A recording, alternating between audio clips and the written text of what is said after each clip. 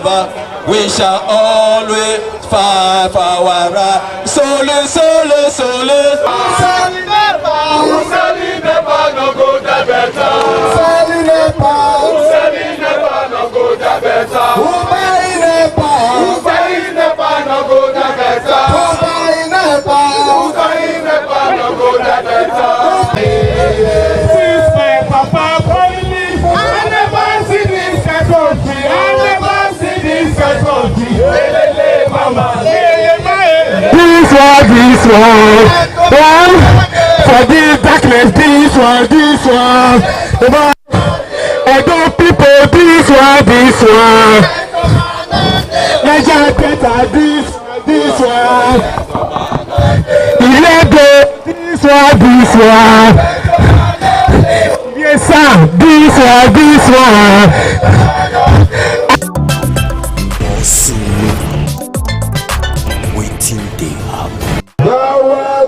Organized Edo against VEDC.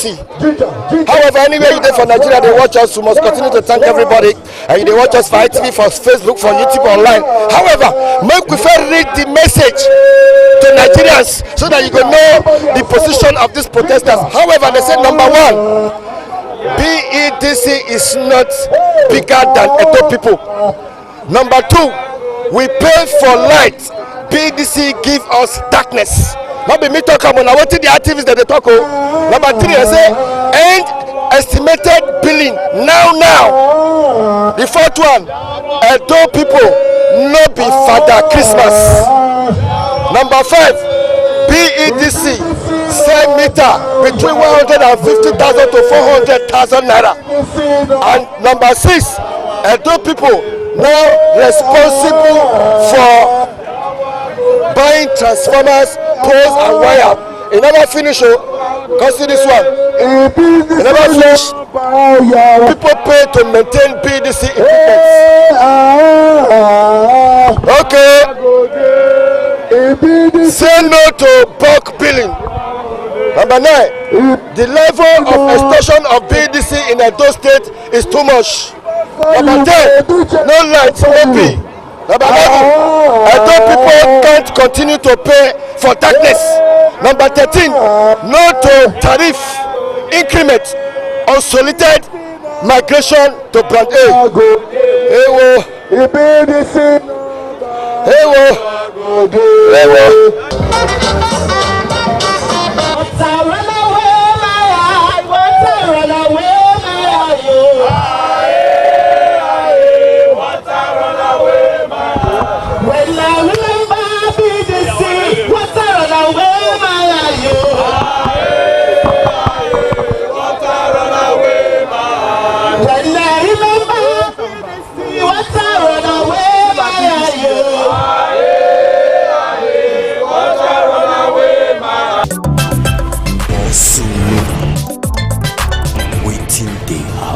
This light matter so the way it affects people around me, it don't affect so many businesses.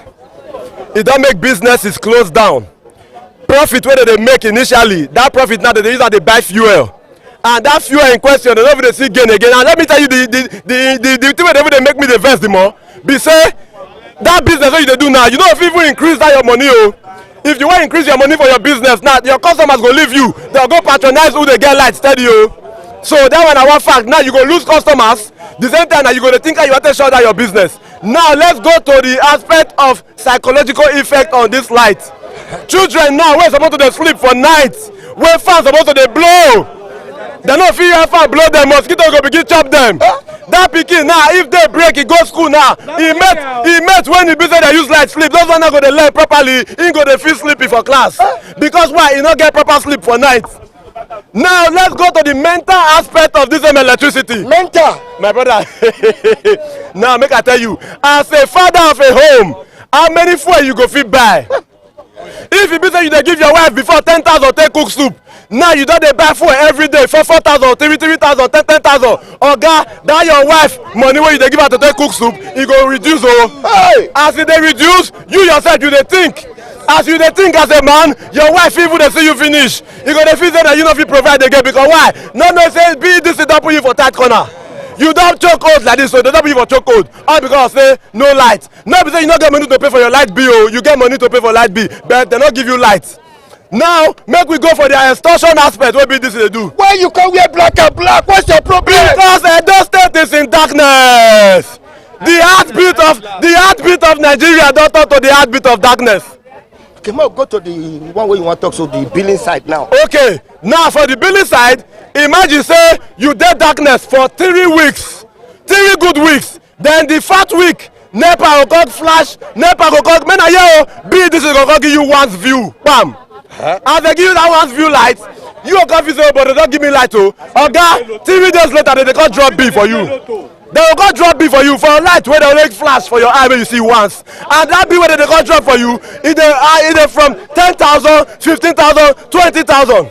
Okay, may I shock you? As an area journalist, I don't follow this like good. BDC say now their own responsibility. Okay. To repair any transformer. Okay, good. Any pole. Good. Any wire. Good. Wey get fault, and if oil short for the transformer, good. Na them right to come repair am. Not be your right to donate money. That's fact. But the truth be say that same right wey dem dey talk say na their right to repair am. So if you go meet them now, they go tell you say they wan write letter. Make they give head office, make they approve. My brother, that approve you go there. Your grandchildren sef go there for the old.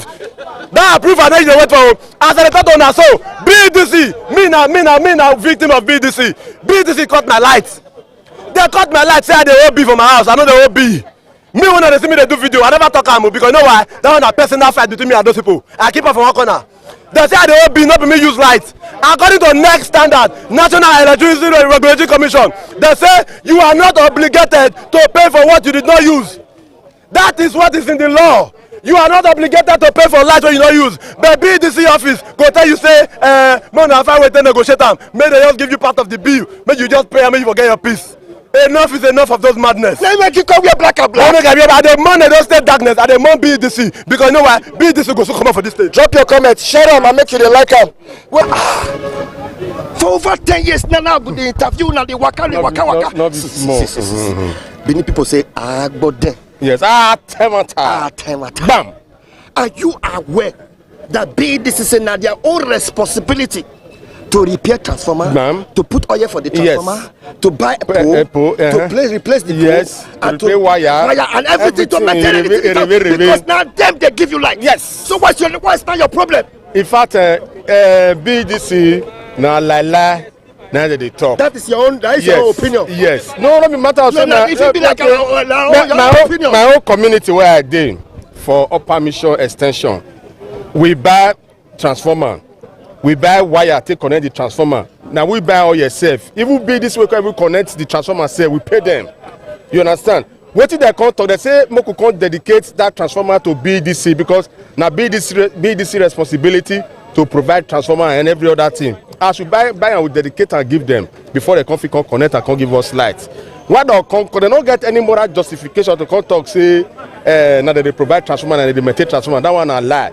For more than 2 weeks now, for my community will not get light. If they ever bring them, like that guy talking about once we just make back in less than a minute, they'll just take them bang bang. Now so the thing be, we don't feel in fact we don't buy fuel tire till they pump till they get water because without fuel or without solar, you understand, you know if you get you know if you pump your ball, you understand. So we dey pay for lights, we dey get darkness. You know say Edo is shining, but because of activity of BDC, Benin Kingdom don't talk to the kingdom of darkness.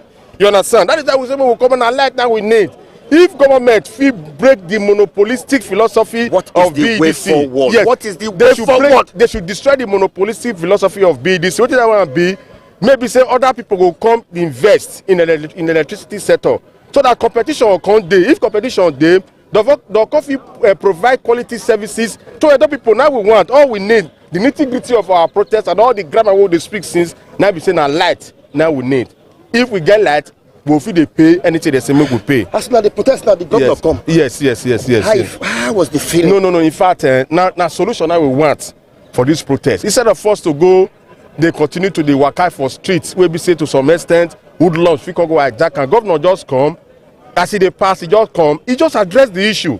I say I give kudos to the governor where he take come to address the issue. All we need to do is to follow up with the governor to make sure say yes wetin he talk he do everything we talk he come to pass. You understand? We not get any vested interest. The only interest we will get now make we get light. Waiting they happen.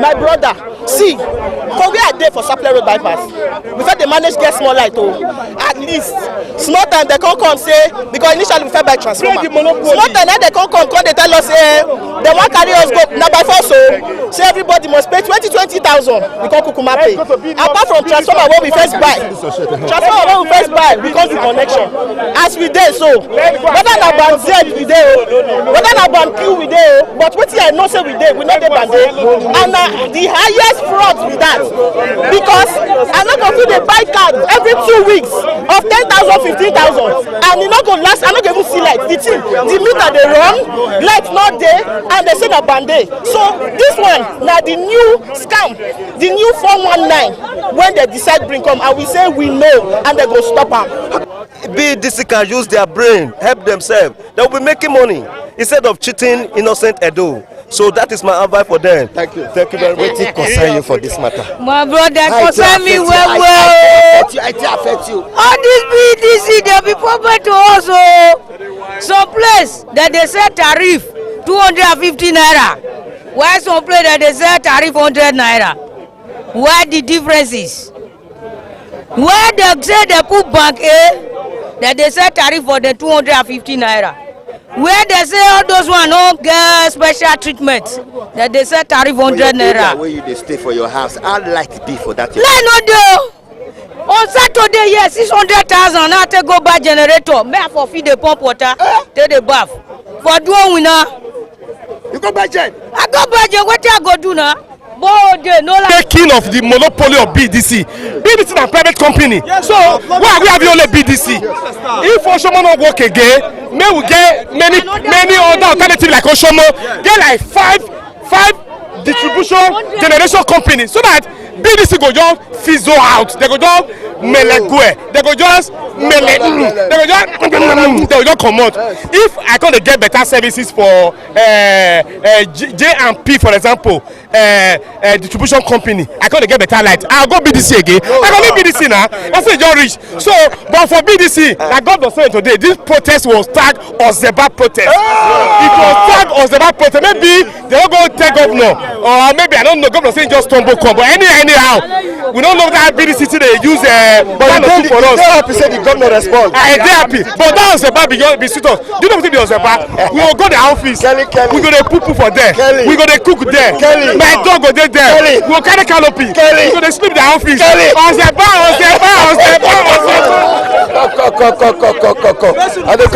I'll talk to you. Okay. Read your shirt.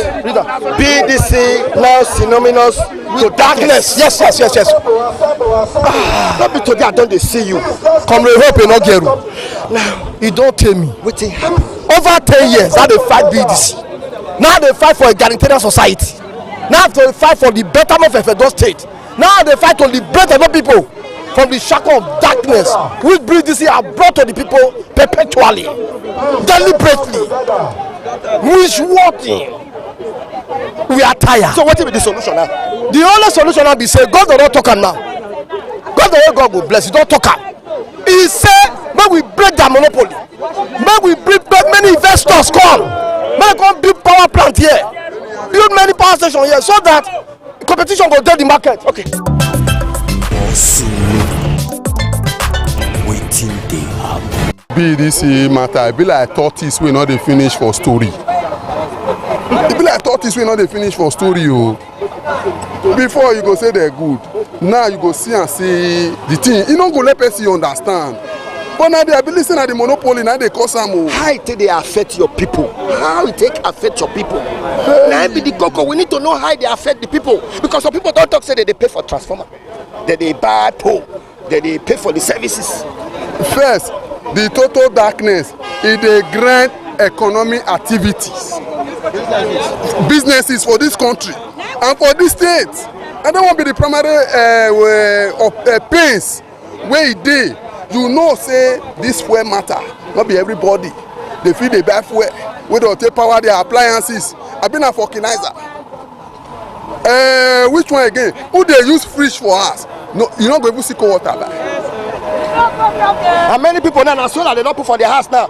And to put solar na million. Okay, if to say government fee reduce import duty on solar, they want go help. It just be like borehole now. People know they wait for water corporation again before they install their borehole, because it not too cost. But the cost of solar too much. That is why solar will go carry a refrigerator. You can carry AC and other appliances come dey pump water. Organa million. The problem wey BDC get, wey go pain you part be say even in all this darkness, every of their equipment wey you by yourself buy, they go carry am to themselves, like transformer, like cables, like poles. You go contribute to buy am. They go carry am to themselves. That one not enough for. After all this sacrifice, we una make, una not go see the lights. Imagine when community no get a transformer at all. The BDC go content them say they need to buy themselves, contribute money, buy transformer. They will buy the transformer finish, buy more cable, buy poles. At the end of the day, BDC go say if they no submit to them, make they can't take ownership of them, say they no go come install them. Those ones, without having a choice, they can't compromise, hand over to them. And after doing that, BDC will constantly tell them, say they need to give them like 50 million for installation. They have no choice, they will still comply. At the end of the day, they will just flash lights. And that first month when they install that transformer, so they will collect money for B.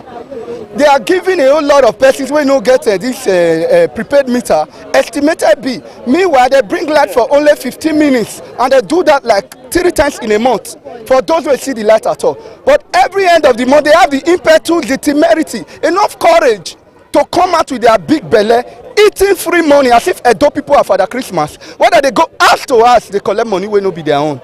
You know.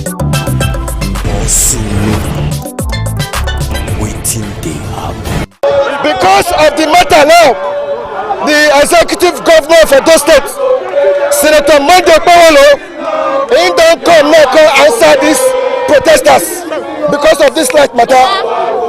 Hey, anywhere you dey for Edo, Nigeria they watch us. You must continue to drop your comment, just the shut up. Light matter. Edo people say they don't tire, but His Excellency Senator Monday Okpewolo, he don't show. He say no go fit, he no go fit dey make him people dey suffer, but he wan come talk for the matter now. Hey, that na the governor of Edo State, Senator Monday Okpewolo, he don show to put mouth for the matter. Why not? Respect, sir.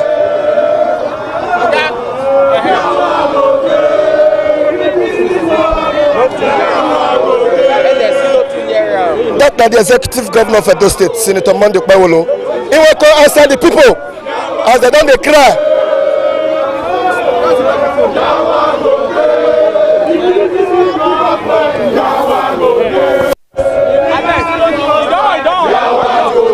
Thank you.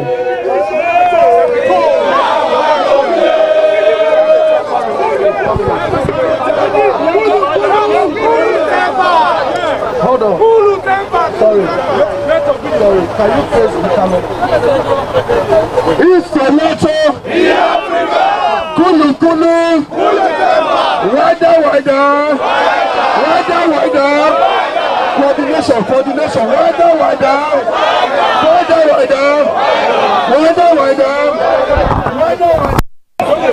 Very distinguished Governor of Edo State, you took us by surprise. We don't know what's happening. This is Edo people across the states, and we are set for a protest, a massive protest. Kulu Kulu against Benin Electricity Distribution Company, BEDC, because they have engaged in series of oppressive tendencies against Edo people. We pay for light and they give us darkness. As a matter of fact, today BEDC enjoys estimated bills. Even if you are not in your house for 1 month, for 2 months, BEDC will bring beef to your Excellency.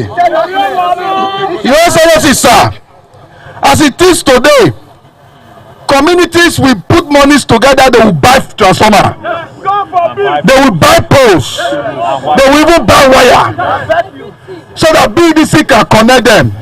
BEDC will compel those communities that they must donate those equipment to them before they can use it. That will not be juju. The community will comply, Your Excellency. BEDC will still ask them to pay between 10 to 15 million before they can connect those equipment. And immediately they connect it, that month BEDC will bring beef for them.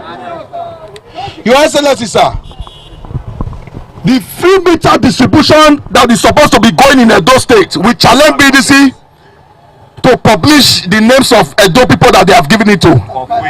Meter is between 150 to 400,000. Yes. All of these things, Edo people said they are tired. Yes. And we know the efforts that Edo people is putting together to make sure they pay their bills. Electricity bill is almost competing with minimum wage for 1 room.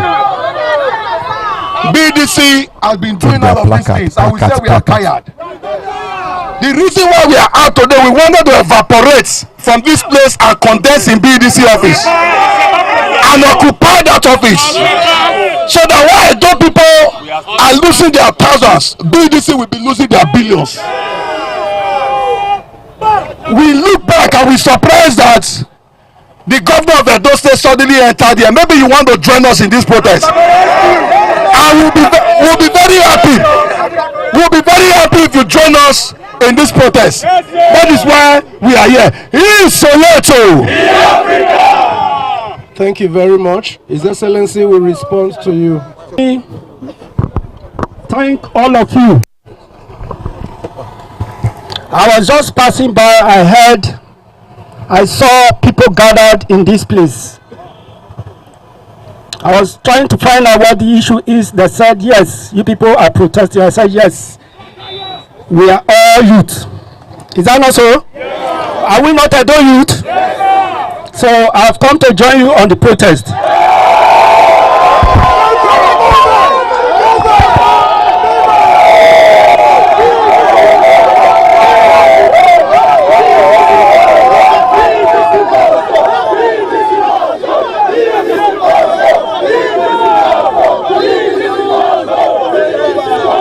Kulu kulu temper.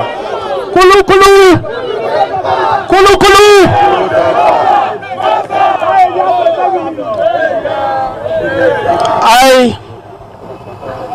When we are talking about shortchanging Edo people, it's all of us.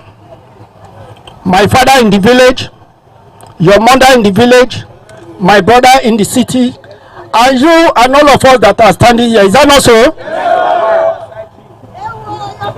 Now, the frustration, why are they trying to frustrate Edo people?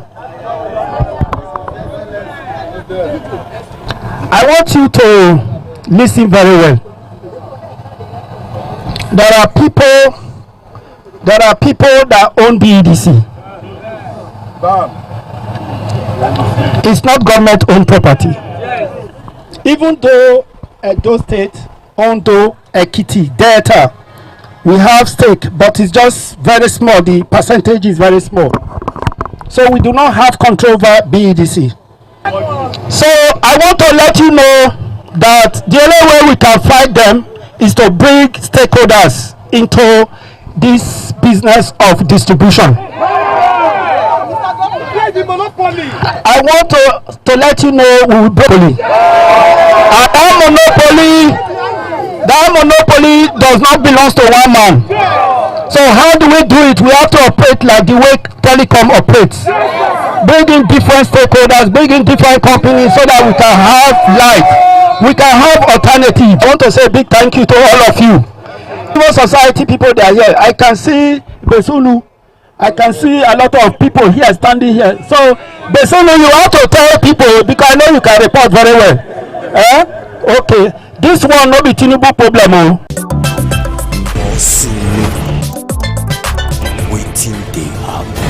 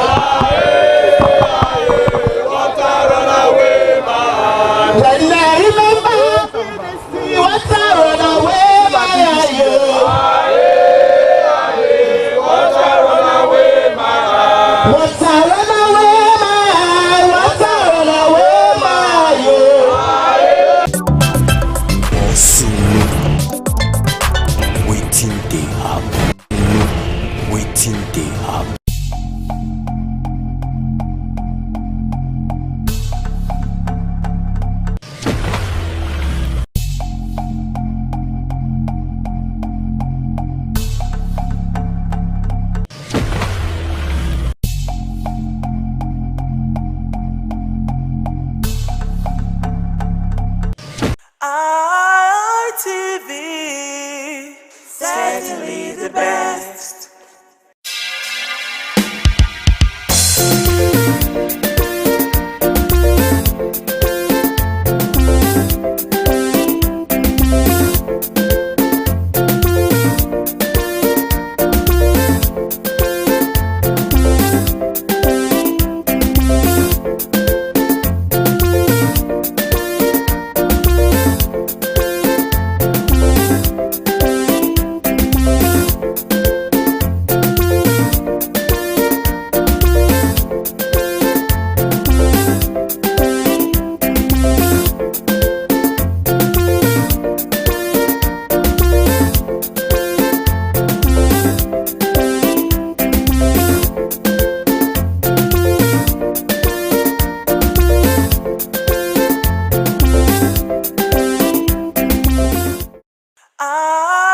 ITV, certainly the best.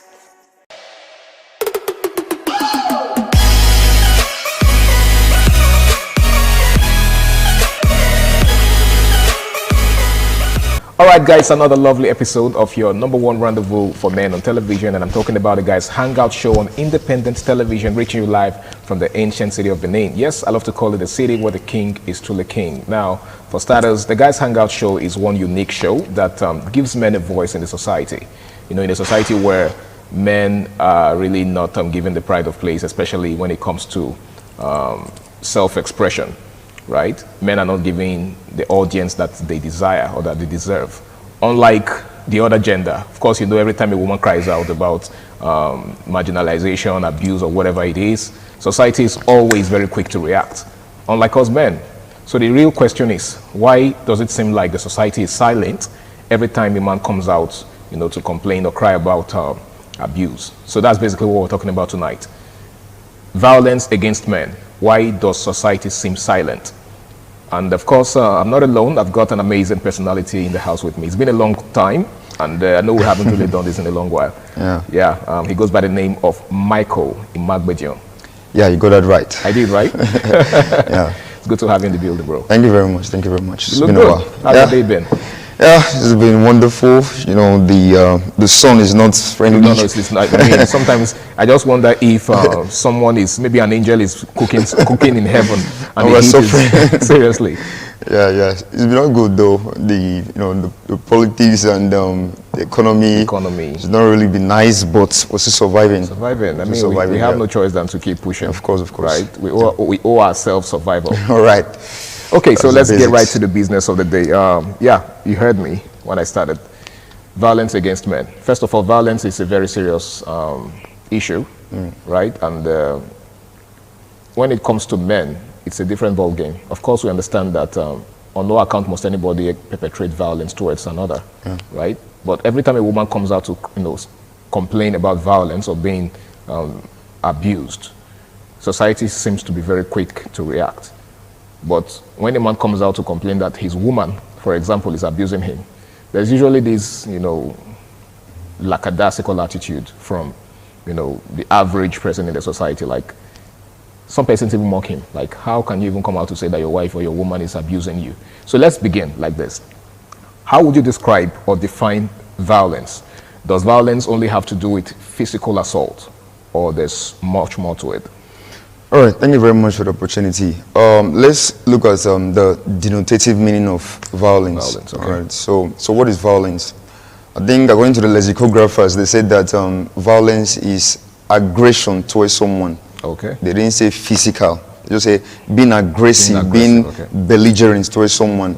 So if I come towards you and I start saying some things that might hurt you psychologically or physically, emotionally, that's what violence means basically in the denotative aspect of it. Okay. You get, it doesn't have to be I carry wood and need to hit you, whether in battery or... In other words, it goes way beyond the physical. Of course, definitely. It can be psychological, it can be, emotional. That one is one of the worst. Yeah, that one is worse than the one is a physical one, because it can travel with you for eternity. Okay.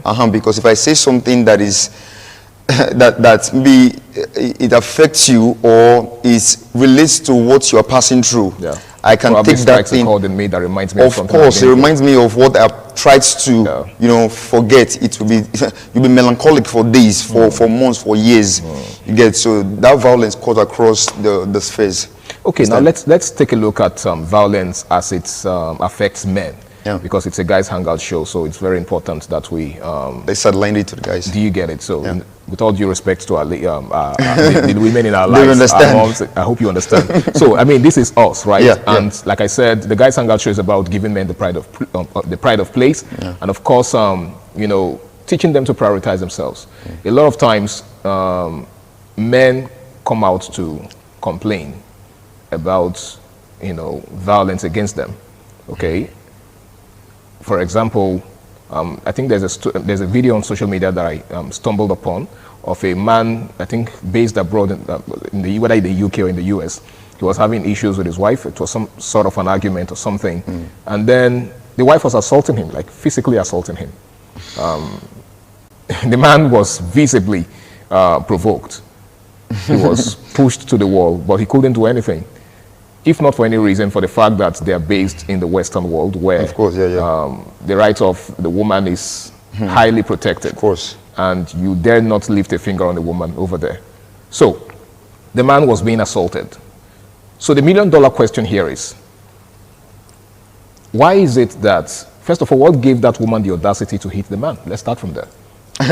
Well, from what you say, Jose, you say the Western world. All right, that's already a coverage for the woman. She believes she's under the protection of the government.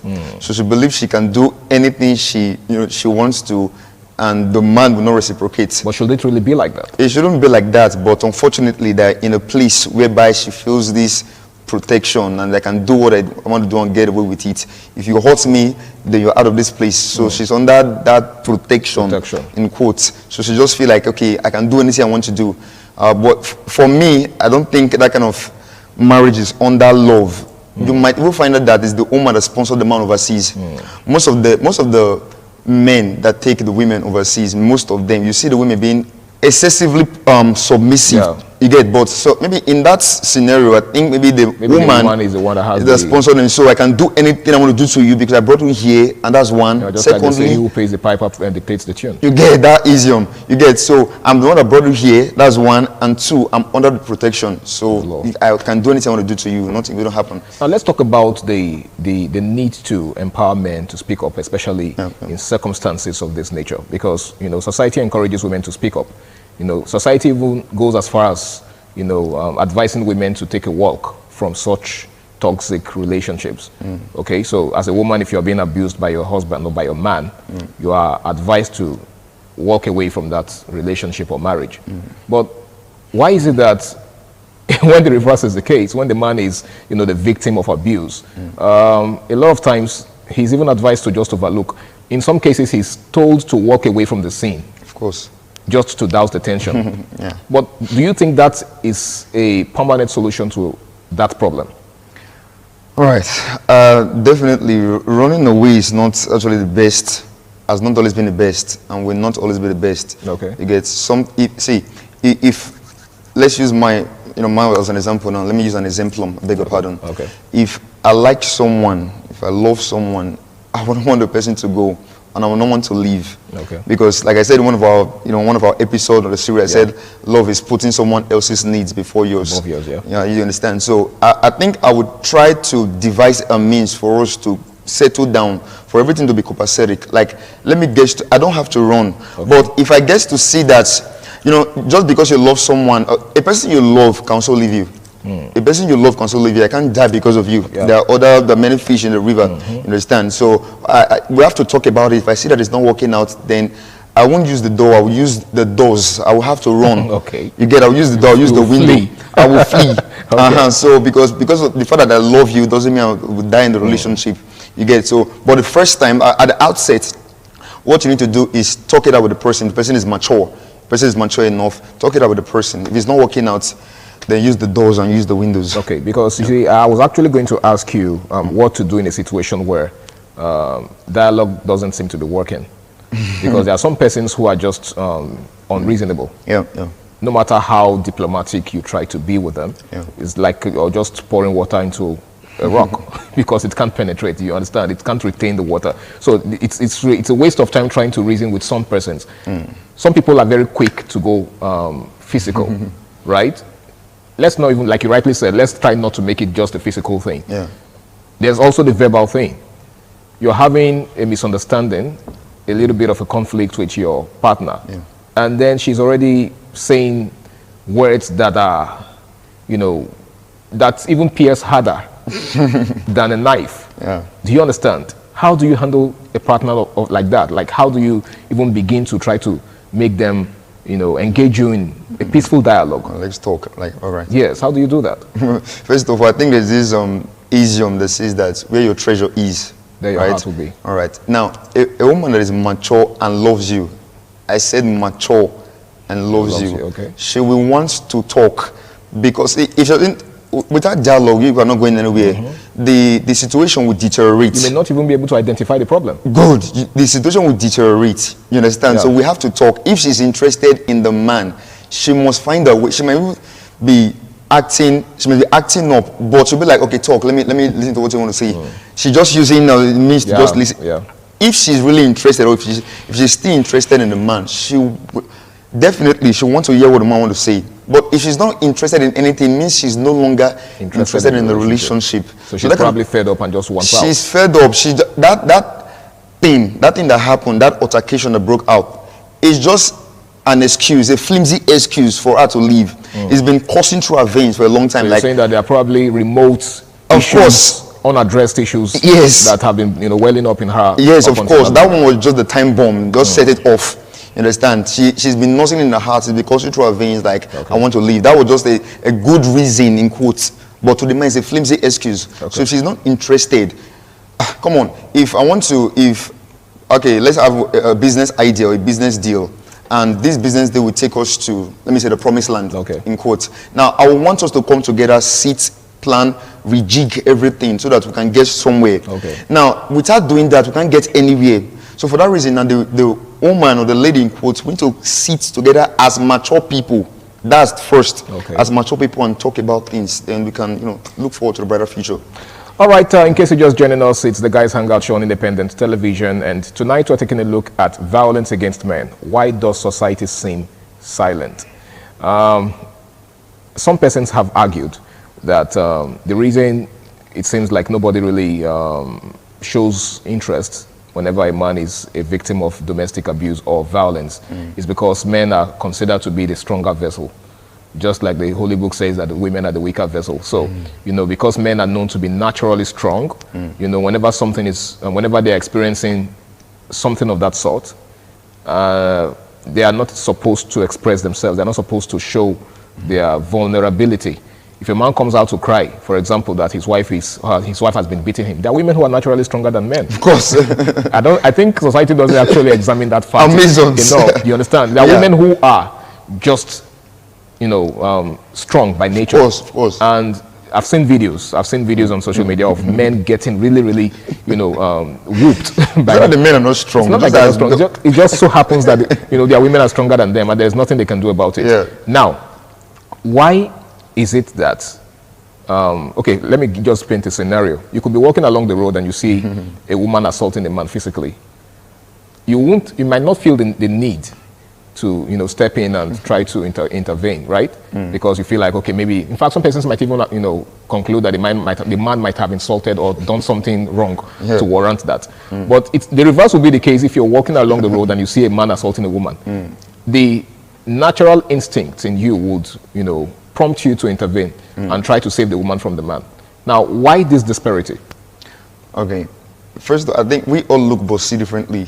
Some people see it as that way. I want to see it as something else. Generally, men are seen as very strong, and they should be able to defend themselves. They should be. In fact, it is ignominious to the society that a woman is beating a man. In fact, it's unheard of. Like some will even find it amusing. Of course, it's very funny. Before you never bring it on the phone and posting it on air. So because of that general belief that men are stronger than women, the general belief that the man is stronger than you should be able to beat the woman. But the same society would raise an eyebrow and crucify the man if he dares lays a finger on her. Unfortunately, that's what happens. That unfortunately is so pathetic, because normally, I think should I say 98 to 2%, you will hardly see a woman beating a man, but it can happen. So for some men, you just see them, they'll just allow their spouse or their partner to be hitting them. They won't do anything. Some persons see that as, what is it with you? You're supposed to be coy about this now. Why are you doing this? Like a woman is beating you, are not ashamed. That this same set of people will be the one, you're not ashamed. Yeah. If it were me, no, there'll be blood. But if you raise your hand on this particular woman, the same people will raise their hands on you. You get it? They'll be like, you're not ashamed, you're beating a woman. Okay. So you see the way the world works. It's not actually fair to men. The world is fairer to the women. You understand? So if a man does come and raise their hands on a woman, it's something else. You get it? So the system favors the women. I totally agree with you. And just like someone would say, the game was rigged against men from the very beginning, right? But let's begin. Let's not, because that's basically what this episode is about, right? We're looking at how men can begin to find solace in a world where it seems like their voice or their voices don't matter. Yeah. Do you understand? Like I said, there are some things a man would come out to say and the people would listen.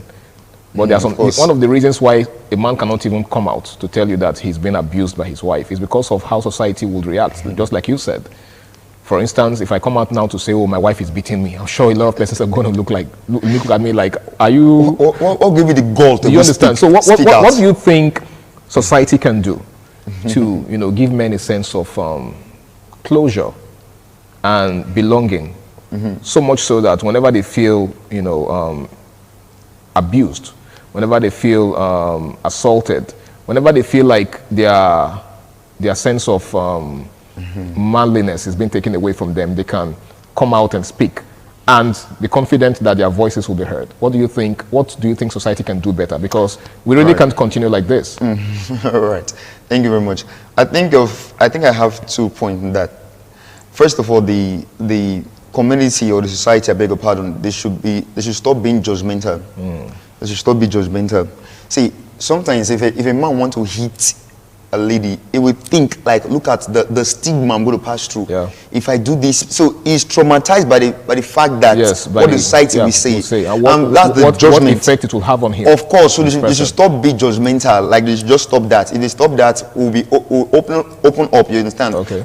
In fact, we will have our own non-government NGOs coming to our rescue. Yes. But that judgmental aspect of the society, it kills the morale of the men. Okay. You get? Now, let's use the other part, which is sentiment.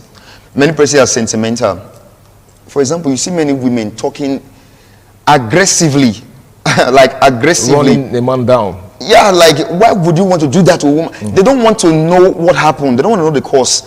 What happened is that you hit a woman that is a weaker vessel, the bearer of your children. That's that sentiment. On no account must you lay a finger on her. That is it. So you just see a woman goes to a pub, carries water and pour on the husband. Come on now, that's embarrassing. You get that's embarrassing. That's ignominious to the society. Now that man, out of should I say shame, or if he's looking as if he's being belittled.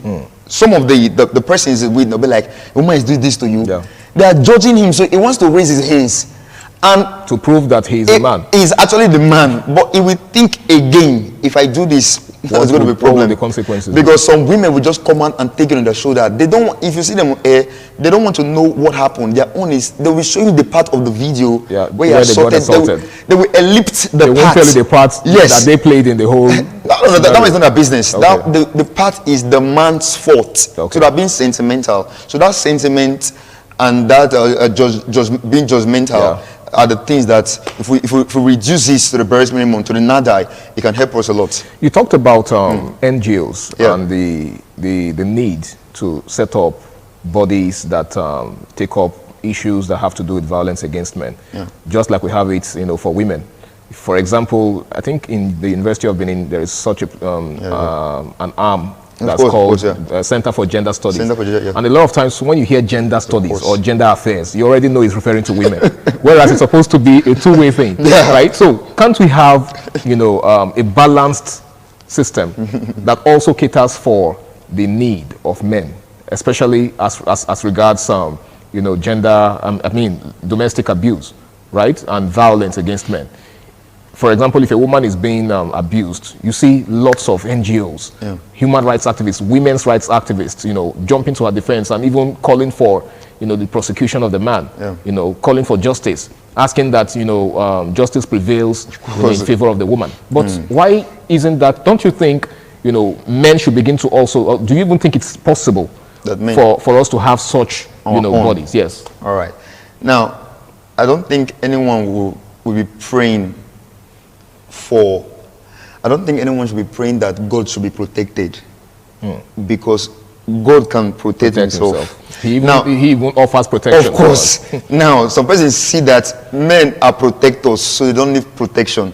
Is that true? Do you think that's right? Definitely not. It's just because these stereotypes do more harm than good. It's one of the reasons why the boy child feels like I have to defend myself. And the only way he knows to defend himself is to put up his fist. And the question is, to what end?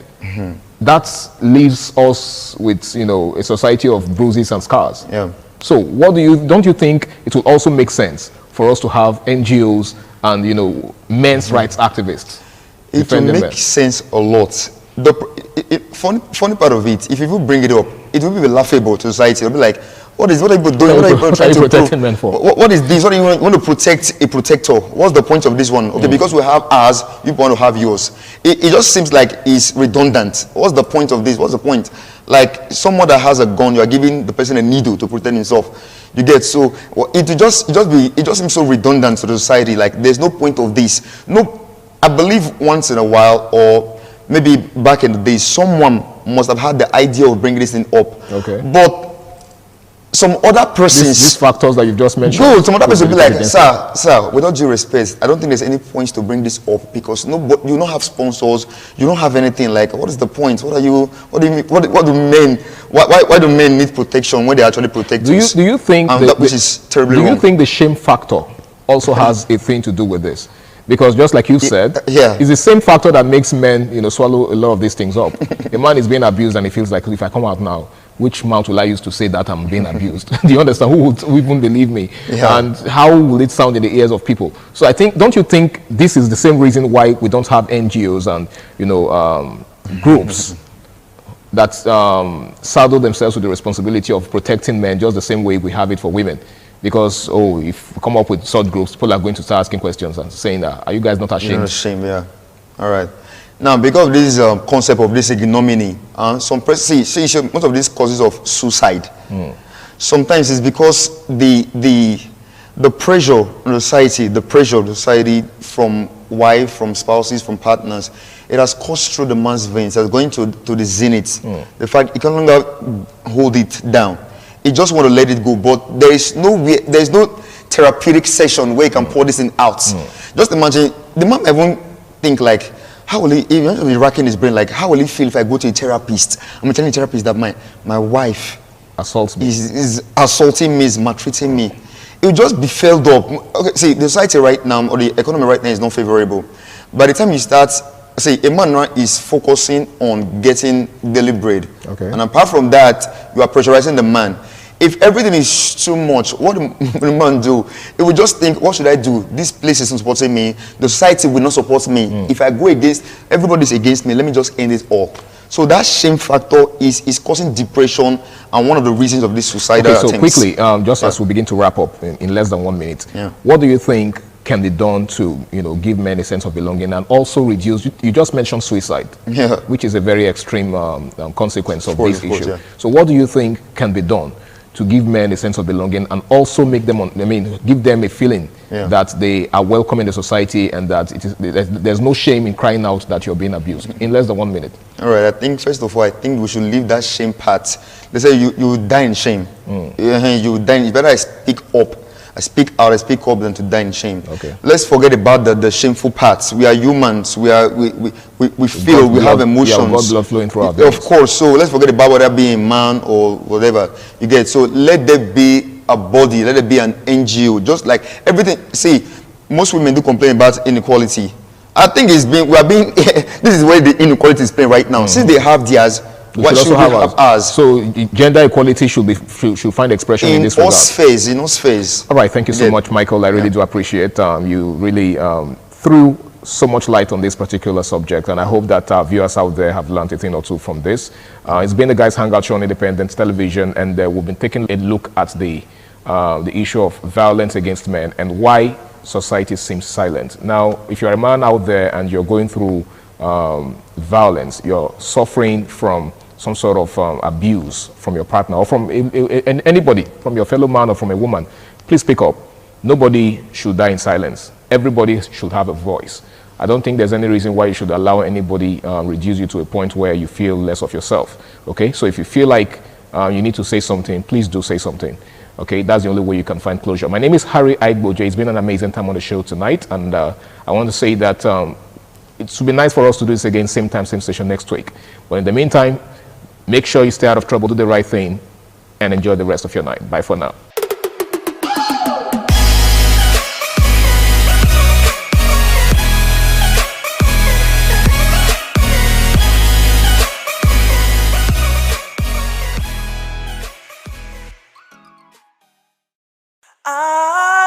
ITV, certainly the best.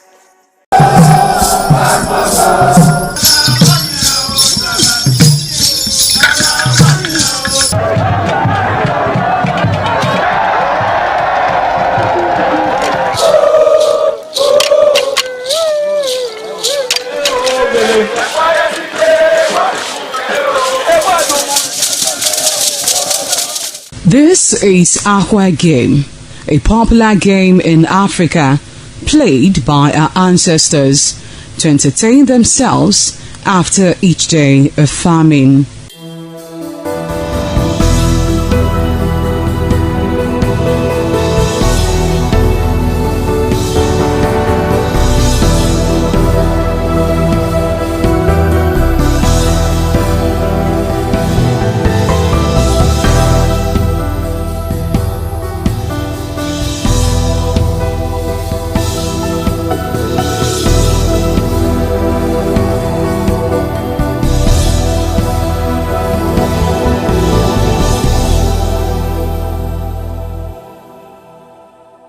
It is also relevant in our coronation in Africa.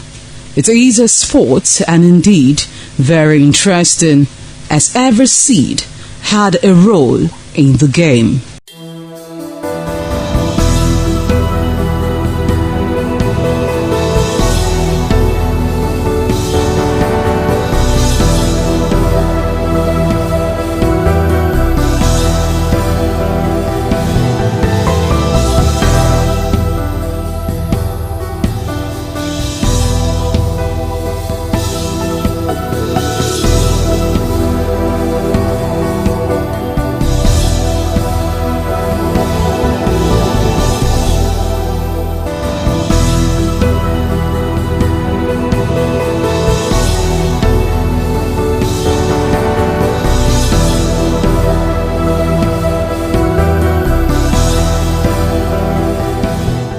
playtime is 45 minutes per set. There is no age limit as long as you can spin Akwe seed. Ayo or Akwe game, known as the game of intellectual. This game requires a lot of mathematical skills. Akwe game is played with carved wooden box containing 12 holes.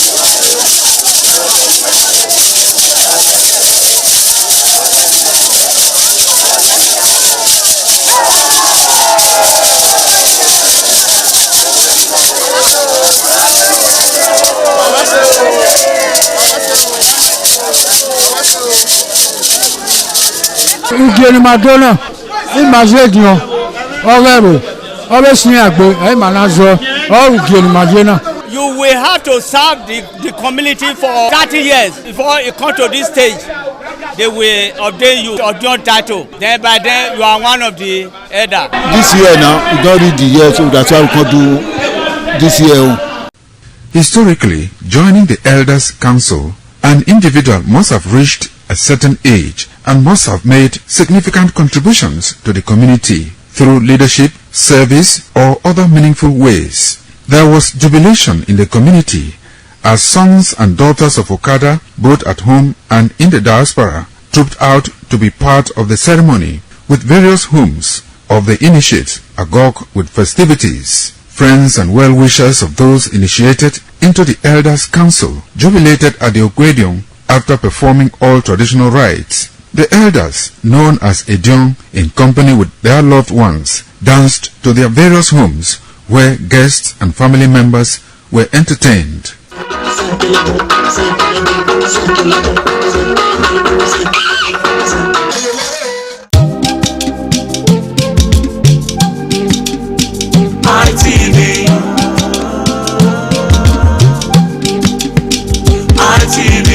ITV, certainly the best. ITV, certainly the best.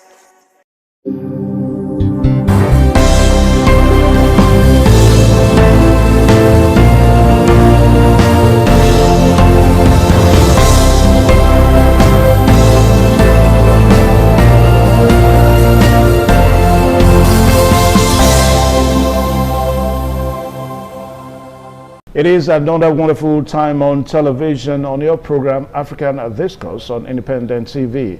Good afternoon and you're welcome to the program. My name is Evan Sunokuge. You're welcome to the show. Today on the program African Discourse, we are going to be looking at the complexity of Africa's leadership. Of course, when we talk about the complexity of Africa's leadership, we readily ask the question, how come, despite the very viral nature of our democracy in the continent, and of course, despite the very varied nature of our leadership, how come that we still have a very old, people in the saddle of leadership in the continent? That's what we're going to be talking about today, basically, on the program. Well, the information we are following to that effect is that Africa's leadership is defined by navigating intense, systematic complexity where intertwined economic, political and social challenges such as debt, infrastructure gaps and patronage networks creates feedback loops that make traditional linear leadership approaches ineffectively. And of course, we understand that this environment requires adopting a wicked problem landscape, bridging massive generation gaps between aging leaders and the young population. Just like what I said a while ago, that it is only in Africa that you see the oldest president, the likes of the Paul Biya, even in their 90-something years of age, they are still the presidents of a nation in an African, in Africa. And of course, it is only in Africa that you see young people, even when they know that they have the strength, they have what it takes to venture into leadership, they still want to support the very old leaders that we have. So the big question that we're asking is, what is really responsible for all this? Well, we're going to be looking at that along some key issues that borders on systematic interconnectedness, and of course the one that has to do with structural deficit, then generational disconnect, that has to do with there seems to be a generational disconnect between the very old and of course the very young. In other words, how come the young believe so much in the very old when it comes to leadership? So we're going to be looking at all that as the program goes on today. Well, my name is Evan Sunokuge. Let's quickly take a short pause now. When we return, we should be able to bring our guest into the program this afternoon so that we fire on the discussion this afternoon. You're welcome to the program African Discourse. All right, thank you one more time. Still on the program African Discourse on Independent Television, and you're welcome one more time. Yes, our guest today on the program is Prince Israel Ireha, and he's the Executive Director of Connected Advocacy, a foremost organization that has to do with human rights and youth participation in civil activities in the country, and even beyond Nigeria, into the country of other nations in the continent of Africa. Prince Israel, you're welcome to program African Discourse. A very good afternoon to you. Good afternoon, my listeners. Okay. All right. So just like what we said a while ago, that we are going to be looking at the complexity of Africa's leadership. Now, we'll talk about the complexity. We're looking at the very, you may want to say, peculiar nature of the kind of leadership that we have. I mean, it is only in Africa that you perhaps have the oldest presidents, as in world leadership, the likes of Paul Biya, the likes of Museveni, and so on and so forth. Now, one thing that stands, still very astonishing to lots of political analysts is how come that these old presidents are being voted for, by young people like you and I. I mean, if you look at the topic, for example, we're looking at the complexity of Africa's leadership, why old presidents still rule a young continent. So we're looking at the African continent, not that necessarily it is young as a continent, but we're looking at the voting population that relates to your age, my age, the youngsters, and the youths voting in old president. Now, please tell us, what do you think is peculiar about the kind of leadership that we have in the continent that is responsible for this kind of analysis? It's so sad to note that Africa still has the world's oldest leaders with over 30%, 30 years below 30 is over 60% that cut across our country. So, but today, this same gap of young people do not participate, they are not more in day-to-day runnings of policies that actually govern them, considering they mark the number of the populace called Africa currently. This is not far-fetched from weak institutions. When Africa continues to recycle old politicians without having to consider the role of young people in political participation, it often results to this kind of poor democratic process that we can see in Africa. It's sad to know that it's in Africa you hear all the bad things. Imagine the oldest man in government is from Africa. While young population still falls the people who are the bulk of what these resources, these situations. But I want to put in point this way that Africa cannot move forward if we do not improve on our political system. From party primaries, young people have access to emerge as candidates. Even right now as local government chairman, can we verge of one young person that the party is putting forward? That, oh, this is vibrant, he has capacity, he has character, let him lead. Do we have such? No, but we say we rather want to choose from those your cronies who do not actually understand what political participation or democratic process are, but they're only there to dictate the tune of the taskmaster. So we are still operating the colonial era in proxy. That is why you can see from the length and breadth of Africa today, we still have the old fathers, grandfathers, great-grandfathers still in the affair of politics. And you cannot come with old syllabus to tackle new scenarios. Africa, we are now in the 21st century. Somebody that have been in power since 1976, where I've not even been born. How will it be current with the Gen Z stuff and their styles of governance? So that is why I'm not saying we don't need the experience, because they will tell you they have the experience. But we are also talking about the capacity, the strength, the trend. So there should be what we call a co-creation, where both the old and the new are co-creating in policy-driven. That's why I still subscribe to open government partnership. Let young people be given opportunity to also participate in governance. So whoever political parties listening to me this afternoon, there's need for you to begin to look at the crops of competent young persons to also be in affairs of power, not now, yes sir boys, yeah, or hallelujah boys. Yeah, Prince Reader, when you say that young people should be given the opportunity to participate in government, yes, little wonder whether there is actually a kind of a restriction, because you know, if you look at parliaments all across countries in Africa, I mean, when we talk about the way bills go through plenary sessions and all that, it seems that most parliaments in Africa, they run similar things, so to say. I mean, the other time in Nigeria, we saw the the coming of the YPP as a political party. Then, of course, that was as a result of the young, not too young to run, bill that eventually became an act of the Nigerian Constitution. And that seems to have been replicated with other parliaments in the continent, in other nations of Africa.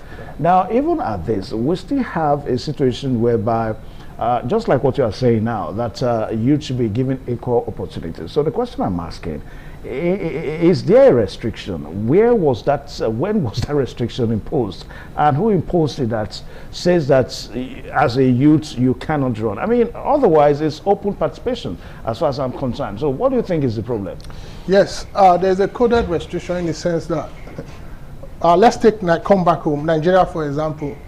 Can young persons afford the APC party candidate ticket as a president? Must it be APC? That is the trendy party. Trendy party? Or PDP. Because let's take scenario from the last 2023 elections. Look at the volume of amount they use in selling form. That has already restricted young persons from coming in. Then look at the party hierarchy. Will tell you, go and wait for your turn. Stay in the queue. It's not your turn yet. So when there is always the godfatherism inside the system of party primaries, now we now have a political system that has consensus and majority. So when the consensus has spoken, it's like the party has also spoken. So most times the consensus are not in favor of young people because they actually, those who form the consensus, they are people who know their fellow friends, cronies, associates over time. President Mohamed Tinubu, with all due respect right now, we don't come and pick me where he knows somebody they once worked in Lagos 10, 15 years ago that I understood his capacity then.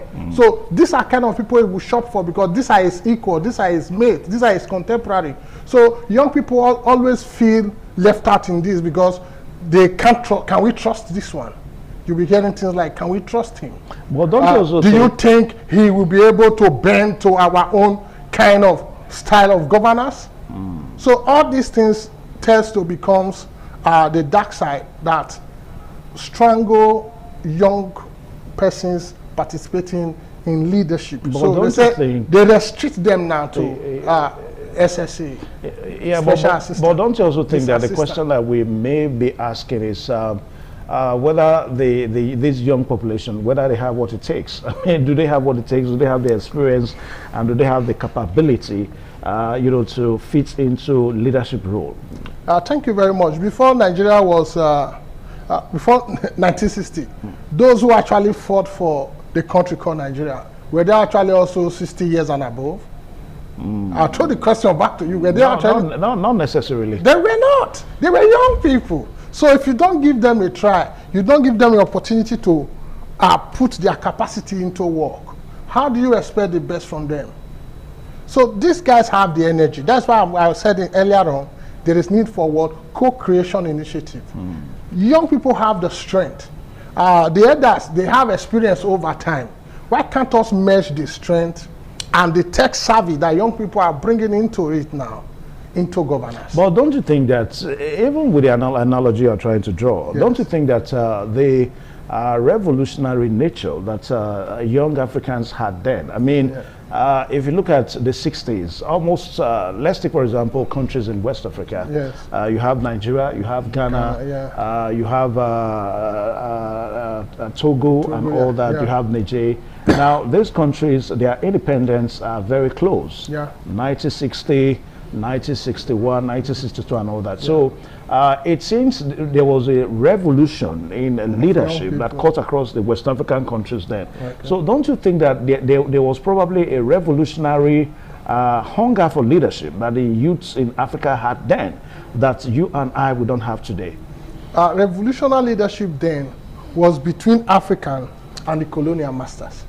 Yeah, so here now it was a hunger. The leadership tussle right now is for Africa.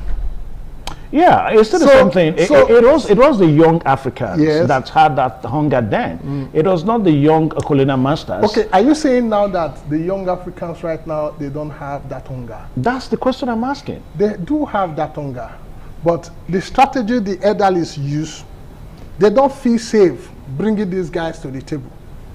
considering their level of strength, their capacity, if they understood governance the way they do, they would turn the system around. And this system is built on a structure that is like a farm.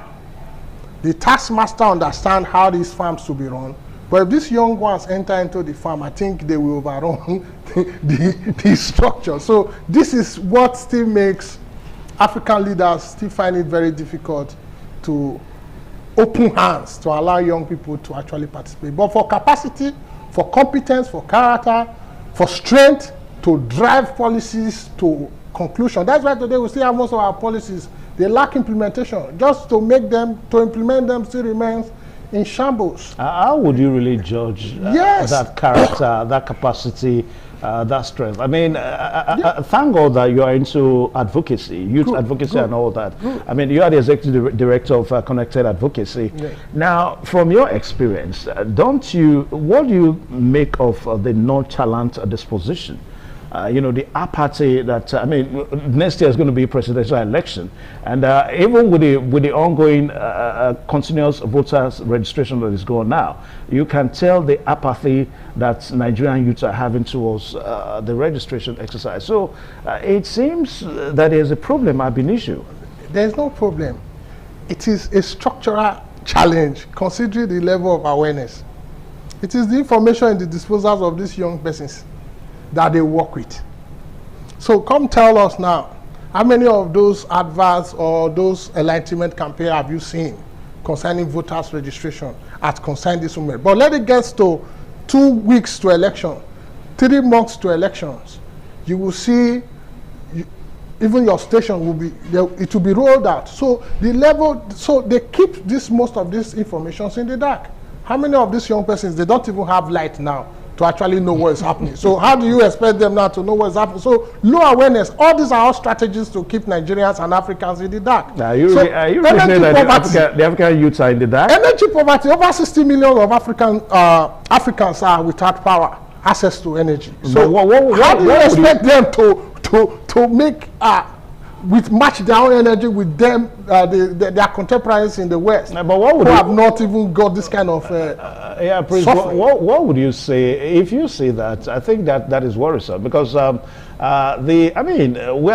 God we're talking about global technology is global. Yes. I mean, is it not this same require energy to power it? Yeah, but even at that, I mean, is it not the same African youths, the same Nigerian youths that are taking the front burner, you know, on the social media, and almost on the global scene, everywhere and all that? Because the space grants them that. There's what environment do to any young person. Put a Nigerian, or let me use an African, in an environment that is conducive, and test his productivity and level of performance. Most persons that are into are not supporting crime these days. Their level of frustration, do an analysis over them and find out the level of frustration they've got into just to come back to stay alive. So if there's an enabling environment for the young people, participating in governance will be seamless for them. So let's begin to, anyone in power, you have authority to be in power today, ask yourself, what have you been doing for young people? Not just create a position and say, go and become an SSA. And become an SSA, you think you have done a big deal. Have you given these young people the opportunity, the capacity to be in leadership position, to actually contribute into policy development? And you said they form 60%. Africa currently form 60% of the population of Africa are under 30. So you are telling me people under 30 do not even have access to make input into the policy that govern them. This is broad day robbery. And I think it should be jettisoned with all sense of humility, because we cannot remain like this and continue to say we are the Africa who wants to leave the third world. Why will those from the global north not call us separated? Because first, that 60% is a volume of innovations, ideas, and productivity if we're used. The human resource that comes out from the 60% population that makes up African continent, do you know what it takes if it's properly utilized and put into governance, put into economic sector, the growth and development that Africa will develop from it? But give a politician power, the next thing you think is how to invest outside of the shores of Africa. Not only in Nigeria, you see all leaders, most of African leaders, because of their myopic view of how they see their continent. Because they also saw it as farm. Some will be in Africa Monday to Friday. On Sunday, they will be in France or in Rome, cooling off. On Monday, they'll come back to farm. So as long as you keep seeing your continent as a farm, others will also see it as a farm too. So they all invest in it. It's a co-farmer reaping the harvest of Africa. So Africa has been in this kind of dilemma for a long time, and I think young people should begin to wake up. What did I have the message for young people? They should get themselves organized. They should stop doing the hallelujah boys. I see young persons singing. I say, man, if you look at the talent of this young man, if he's given the same opportunity to profile input into leadership, Africans will begin to see a salient leadership, that people-centered leadership, not babuzo leadership. People-centered leadership, implementing policies and programs that are the wills and pains of the people. How many of them know how Africans are feeling pain when their children are born abroad, their wife stays abroad? So do they know this energy poverty issue I'm saying today that affects Africa? Over 60 million of us. We do not have access to energy. So how do you expect us to think well? When I'm thinking of how I will charge my phone, how will I have time to browse to understand what my contemporaries are doing over there? Yeah, but I think we have to be careful with the way we say that now, because if you look at other avenues, other endeavors of life that the African youths are making, making great gains, strides. One in 100. Yeah, you cannot. One in 100. That's survival of the fittest. You cannot say 1 in 100. Remember, specific. Yeah. Call a sector and call a young person that have tried. I will tell you the extra mile that he has gone to, considering is external factors as well. That's what we're saying. So if you can channel that extra mile, more African persons have external factors. If you can channel those extra miles into the innovations that you bring on board, where is the space? Where there is a closed civic space where young people can live. I say you can't even charge phone. How will you now begin to think well? I'm telling you, I just go to the minute one. Or is it fuel? I can't even buy it to charge generator to listen to even news. How many persons have access to these things? Now, don't you think that the African youths may have decided, for the reasons best known to them, to kind of, rather than put their attention into politics, as we're trying to say now, they'll rather give it to maybe technology as it relates to making progress on the social media and all that. Don't you think so? Yes, they can't thrive in politics because they can't afford it. They can't fund it. Politics is expensive. I heard somebody was saying statistics the other day, if you want to become a governor in this country, you should have up to like 500 billion. Where will a young dynamic school leaver access such a loan or such amount? Which bank is ready to bankroll him because he's a youth? So that is why most of the times they do not see reasons to participate in governance, because they felt it's not for them. Because the elites and the older generation has made it so cumbersome for them to come in. Because they know that these young people come in, bring in their ideas, bring in their capacity, bring in their strength. They will change the narrative of politicking. And this, I don't think the farmers, the owners of the farm and the farm controller wants that change. All right, the program, in case if you just joined us, the program is African Discourse on your television, independent television. And our focus this afternoon is looking at the very complex nature of leadership in Africa. I mean, something that we readily see. I mean, despite the fact that Africa, as it were, has a very young population, we still see the likes of the Paul Bias, the likes of very old leaders as presidents in Africa. So the big question we're asking is, how come this is the situation? And hence you have what seems to be the sit-tight syndrome of African leaders. Now we'll take a short break, and when we return on the other side of time, I'll just oblige you so that we peruse through some of the African presidents that we have, and their age, the likes of the Paul Biya and all that. You get to see their age and all that. Then, of course, you really understand what we're talking about this afternoon. We'll be right back. Please stay tuned. All right, thank you one more time. The program still African Discourse on Independent TV. I told you that we're going to oblige you so that you peruse through with me to see some of the leaders that we are talking about on the continent of Africa, and of course their ages. Well, on our list this afternoon, the very first one, like we said, we'll be talking about Paul Biya. That's the president of Cameroon. As it stands now, Paul Biya is 92 years of age, the oldest serving African president since 1982. So he's been there since 1982. And just last year that he won the presidential election, and for the eighth time, yeah. you know, and he's going to he's going to culminate that, you know, at the time it's going to be 97 years. so you can imagine. So Paul Biya is the first person that we have on our list. Since apology, we cannot roll it on your screen, so you would have seen it with us as we're looking at all these African leaders this afternoon and their ages. Then the second one is Alassane Ouattara of Cote d'Ivoire, and we understand that he's 83 years of age, president since 2010. That's 83 years of age, and he's been president of Cote d'Ivoire since 2010. Then we have Teodoro Obiang Nguema Ambasago of Equatorial Guinea. He's 83 years of age, and he's also been president since 1982. So another African head of state there that is an old man. Then we have Emerson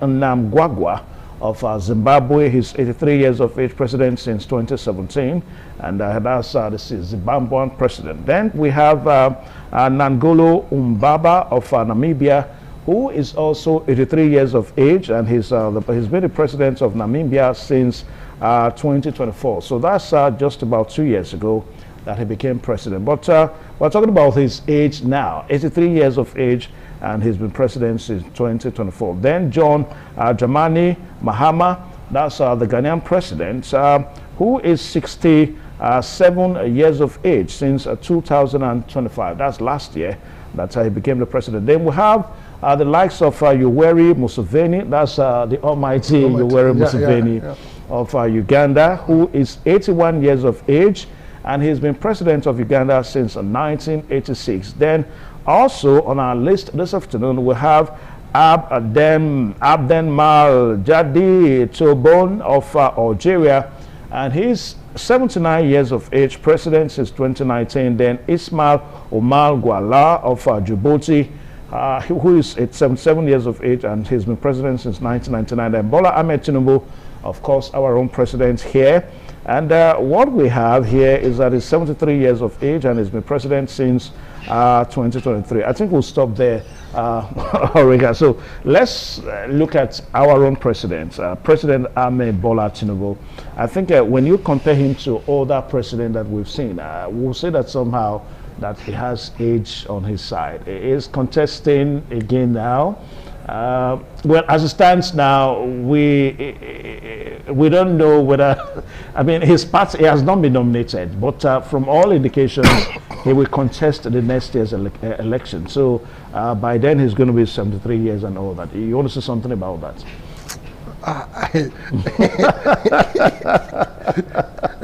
Africa, the continent of old presidents, is an irony of itself. I wonder when we'll begin to see young persons in those lists actually contributing to governance in Africa. Baba Bola Ahmed Tinubu, I think, is still going to run, because right now poverty has been weaponized among the populace of the young people who want to dare to want to.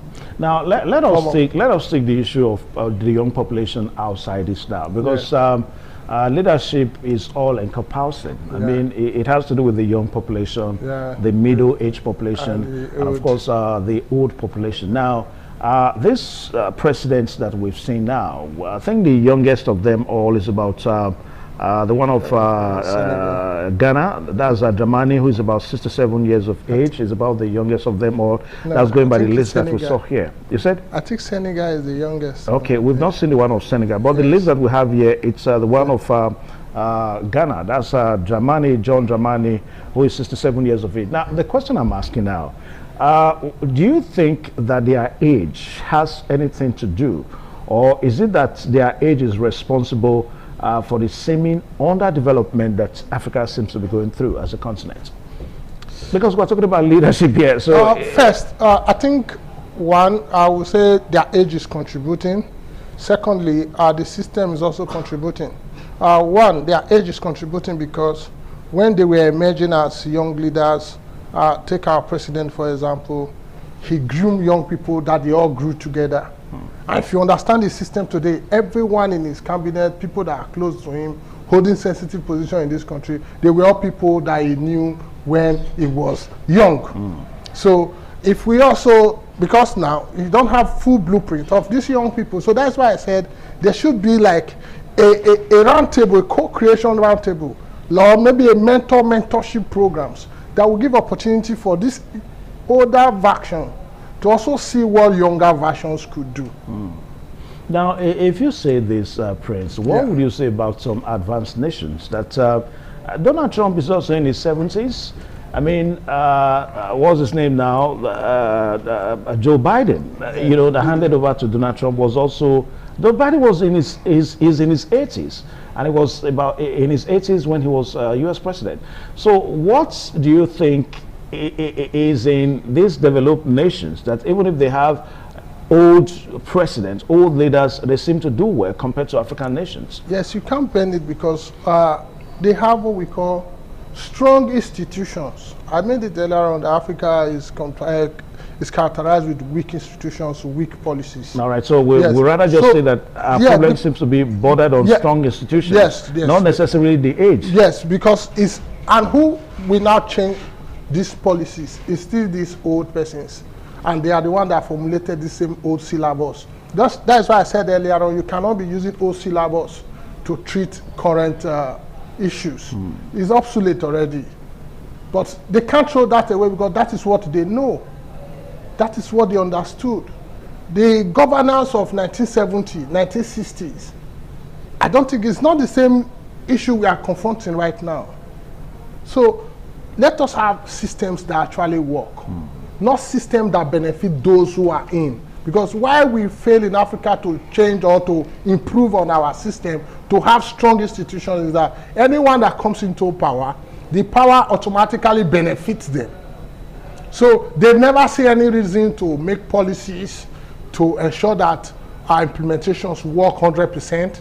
But you will see policies around the government house, the presidential villas, they are working 100%. So, but those that concern this citizenry, they actually do not see the lights of the day.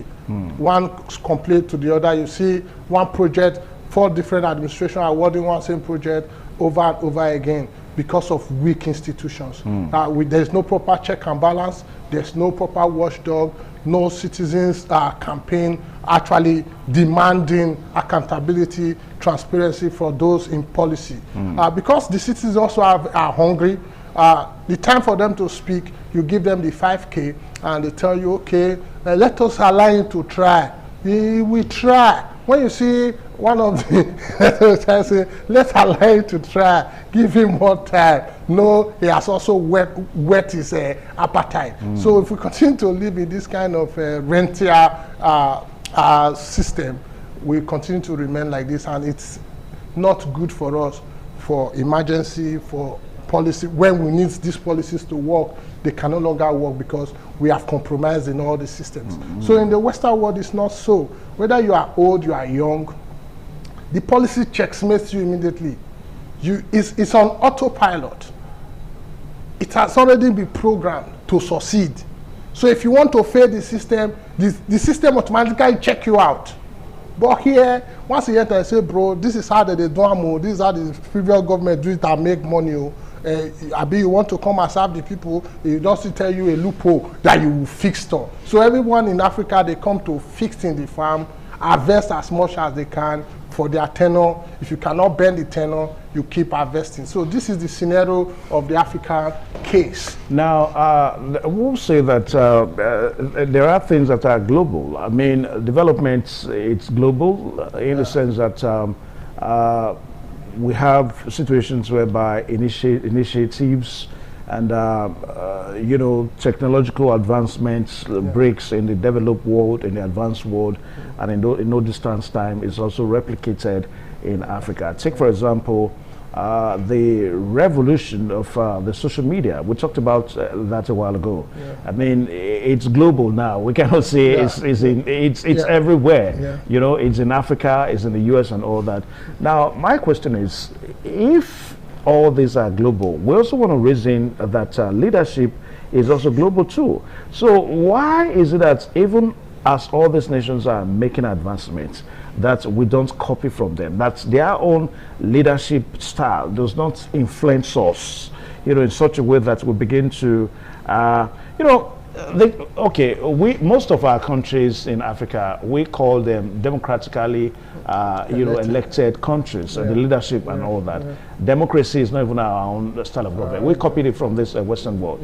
So how come the democracy that we have in the Western world does not directly influence the kind of democracy we have here? That is why you said the word copy. So what you copy determines what you will implement. So you will now ask yourself, what is African leaders copying? Because those same Western world, if you go there, the first thing you will see on your map in the morning is clean air. The health status of the air they breathe in, the air quality, is determined. Somebody regulates that. Let's make our discussions more concrete now. Yes, I'm telling you, air does not have anything to do. There's air quality. The air you are breathing here and the one they breathe there, they are different. But it doesn't have anything to do with policies. I'm telling you, because of here there is mass pollution. There it is regulated. So first, your map will tell you the air quality this morning is 100%. Somebody monitors up to your air quality to ensure that your health is well taken care of. That the air you breathe is valid air. So if they can take cognizance of just the air, somebody is not telling me this, I have witnessed it. So now tell me how a policy can be faulty. I don't tell you they are 100% correct, but at least the citizens feels the impact of being associated to that particular country. Their welfare is not common bread. You cannot increase bread and the citizen will tell you, they will ask questions, why? Then they will now begin to find solutions to it. So this is where system actually puts the people first before profit. But this side in Africa, we put profit first before the people. The people does not even count in the table of decision. After all, we will need them after 4 years or after 5 years. So that is where the position of the people are. That's why you see them go to this Western country. They copy the tax system. Now, Nigeria has automated into the new tax regime because it was there. But they see these kind of things that will favor them in monetarize Africa, but they never see the one that concern citizens. Why you must put the citizens first. Those taxations are what they use to provide enabling environment for citizens. They provide education, provide systems, provide welfare. I remember those days when I was training some of those students that comes to Africa. They just want to study Africa. The country pays for them to come and study Africa. And they go back and they begin to, the thesis they will write from those Africans, that will form their next investment path to Africa. But here, we have the same young people. How are we using them? We use them as stocks. We use them for errand boys. Or the young people make themselves available. No, because the space, there is what we call closed civic space. When the space is closed, you can't do anything. Most decisions that governs African continent is done in the night. The people are not even there to make impute. In the day they just implement, this is how it's going to go. Nothing you can do, nothing you can remove. Even with the amendments of the Constitution, those, the policies we are talking about. If you want to talk about that, let's come back home. Do you want us to come back home? Yes. Okay. Now the policies. Reality will tell you that the new Constitutional Amendment Bill 2026 that just passed 2 or 3 weeks ago. What was the citizens demanding? Can you still remember? Yeah, the citizens, they demanded for real-time transference of the electronic mandatory. It was there. They demanded for mandatory. But the question, Oreka, the question that you ask, the citizens, do they really know what they are demanding for in the first place? I mean, you are demanding for we're all language students, for the sake of semantics now. You are demanding for real-time transmission of results. Real-time. You know what is real-time? Real-time. I mean, they happen. That's it. They hot. So, can we really get real-time transmission of results? Yes. Can we? You can get it. Really? Where you copy those democracy for? Are they not getting real-time? Are they doing real-time transmission of results? Yes. That's not. They are real-time. Go and find out. I've been opportune to monitor some of these elections. Take for example the last election, U.S. presidential election. You know, after the main election itself, you now see the electoral college election. But you see the way the results. Electoral college, that is a different part of. Yeah, but it's part of the electoral system. Different part of electoral system. We are talking about the voting. Yeah, we don't use. Do we use electoral system here? No. So what we do here is the ballot board from the voting center. See, we are saying right now, let us know what we vote, what our vote is from that voting center. Don't tell us that, because most times transmission between voting center to collation center, the games are played. So we are saying real time is, as I vote, I dey see am. Let it enter. Don't tell us you will transport it, because before I've seen a scenario here. Let me put it to you now. I've seen a scenario here that the result that is coming from Oredo in the Edo state here took 2 days to come. The one from Auchi came 2 days before. Yeah. So are you not telling me that Oredo is far than Auchi? So this is why citizens were asking for real-time transmission of electricity. Yeah, but it's because the reason why we are saying this now, because like what we said a while ago, that whatever happens, you know, African nations are so connected in such a way that what happens in Nigeria is a replica of what happens elsewhere. Because for African citizens now to begin to, for Nigerian citizens now to begin to demand for real-time transmission of results, when you know that the word real-time, I mean, the legislators told you that, hey, you cannot get the word real-time because I mean we are looking at technology and all that. But I think the bone of the issue, as it were then, the crux of the issue, as it were then, was that Nigerian citizens are yet to trust their leaders. And that is the biggest challenge that we have. So when do you think we can trust our leaders? With this right now, has further broken the trust. And so many young people, remember, I think 2023 elections, that is what fall out of this real time. Yeah. For my own self, for our own institution, we did a survey of almost 425,000 young people to seek their concept. How do they feel? From your organization? Yes, as a consortium. So how did they feel about the outcome of the 2023 elections?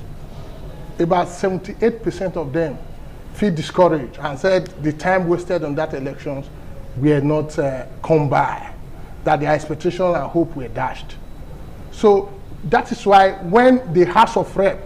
Where did you do that? I can share the survey with you. It's across the country, sir. Across the country? Yes. Really? Yes. Yes. We call it the Youth Electoral Reform Project. You can go and Google it. The Youth Electoral Reform Project did a first survey that they want to hear the outcomes of 2023 election. How did young people feel? And the outcome comes, they feel very bad. They feel sad. They weren't happy at the outcome of the election because they said what they voted at the polling unit was different from what they saw at the collation center. So that is what emanates real time. Ask yourself, in December, before the House of Rep went on break, they passed the real time. Do you think they were not knowledgeable enough to pass that?